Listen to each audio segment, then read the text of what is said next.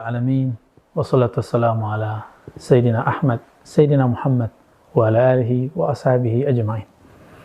Amma ba'du, sahabat-sahabat karena Allah, di bulan Muharram ada satu sebutan namanya Ashura. Ashura berarti hari yang ke-10 Muharram. Hari ke-10 Muharram itu merupakan sejarah tua dalam riwayat-riwayat yang dikumpulkan oleh Al-Imam Al-Hafiz Ibnu Katsir dan imam-imam yang lain. Begitu juga Ibnul Jauzi jauh sebelum Ibnu Katsir mengatakan bahwa 10 Muharram itu sejarah kegemilangan, kejayaan para nabi. Mulai dari Nabi Adam, Nabi Nuh.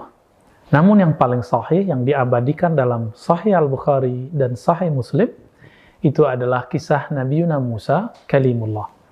Nabi Musa Kalimullah adalah sosok yang Allah selamatkan dari tirani seorang Fir'aun yang menentang Allah, bahkan mulhid, dia merasa dirinya lah Tuhan. Lalu Sayyidina Musa Kalimullah mencoba mendakwahinya, tapi kemudian tidak diterima, padahal Nabi Musa adalah anak angkatnya. Jadi ternyata persoalan agama bisa membuat seorang anak bisa dimusuhi oleh seorang ayah. Teman memusuhi temannya, saudara memusuhi saudaranya, pasangan dengan pasangannya.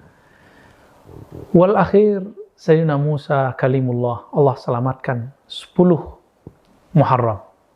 Walaqad najayna Musa, kami sungguh telah menyelamatkan Musa. Lalu ketika Sayyidina Muhammad SAW, Habibullah, beliau hijrah ke negeri Thayyibah, negeri yang diberkahi, Al-Madinah, Al-Munawwarah. Beliau melihat ada orang-orang Yahudi dari Bani Quraidah dan Bani Nadir, dua klan besar yang ada di sekitar Madinah. Mereka memperingati 10 Muharram dengan cara berpuasa. Ihwal ini disampaikan kepada baginda Nabi SAW. Lalu baginda Nabi SAW dilaporkan tentang apa dialog sahabat dengan Yahudi. Bahwa kelompok Yahudi ditanya, kenapa kalian berpuasa pada 10 Muharram? Mereka mengatakan, inilah hari Najatu Musa, hari Allah menyelamatkan Nabi Musa. Ketika kabar itu sampai kepada baginda Nabi SAW, beliau mengatakan, nahnu ahaqqu bi Musa minhum. Kita lebih berhak memperingati keselamatan, kesuksesan Nabi Musa daripada mereka. Maka memperingati suatu hari mulia, hari besar, ini adalah salah satu sunnah yang dihidupkan oleh baginda Nabi Muhammad SAW. Ini menunjukkan bahwa syariat Nabi berkembang ketika di Madinah ada perayaan-perayaan. Salah satunya merayakan hari kebebasan para nabi. Lalu Nabi mengajarkan puasa. Maka Nabi langsung berkhutbah. Apa kata beliau? Siapa yang sudah makan, yang sudah yuftir, maka hendaklah dia tidak makan sampai maghrib. Siapa yang belum makan, hendaklah dia tetap berpuasa sampai terbenam matahari. Begitulah dikatakan dalam riwayat Imam Bukhari dan Muslim. Berdasarkan itu, teman-teman sahabat melakukan Allah, maka umat Islam sangat membesarkan, mengagungkan 10 Muharram Ashura.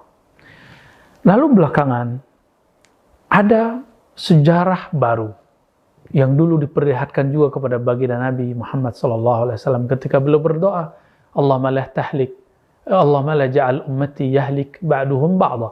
Jangan jadikan umatku membunuh satu sama lain, menghancurkan satu sama lain. Ternyata beliau tidak diaminkan. Di riwayat lain beliau menangis. Ternyata beliau diperlihatkan bahwa cucunya, darah dagingnya sendiri, akan dibunuh dan terbunuh. Itulah pada 10 Muharram. Siapakah dia? Itulah beliau, Sayyidina Al-Husain, Sibtu Rasulullah SAW.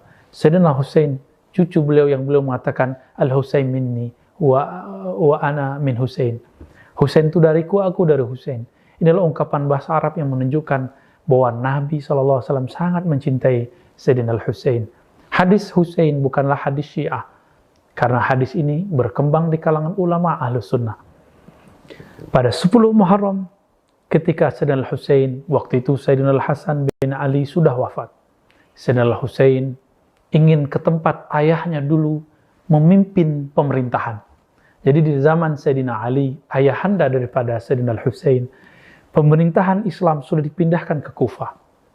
Orang-orang yang dulu mengikuti Sayyidina Ali ingin menjemput Sayyidina Al-Husain. Tapi di tengah jalan, Yazid dan gubernurnya Ziyad atau Ibnu Ziyad mengirim bala tentara untuk menghancurkan pergerakan Sayyidina Al-Husain.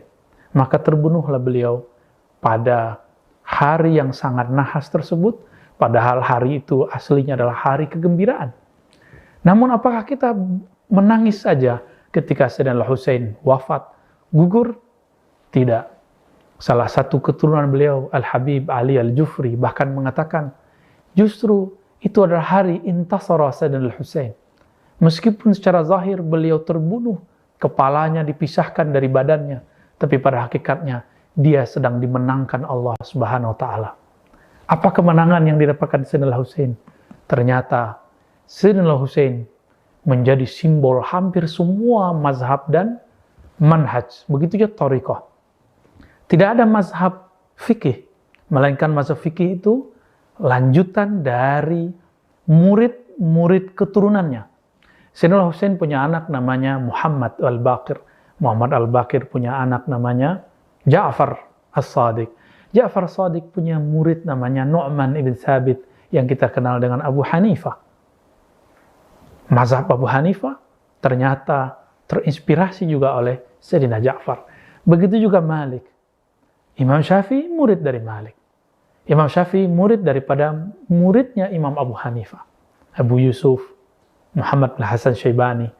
Dan tidak ada mazhab manhaj di bumi ini kecuali melewati jalur zuriat beliau.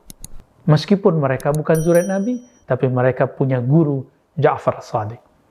Maka bagi kita Ja'far As-Sadiq imam Ahlus Sunnah. Meskipun bagi Syiah mengatakan ini imamnya Syiah.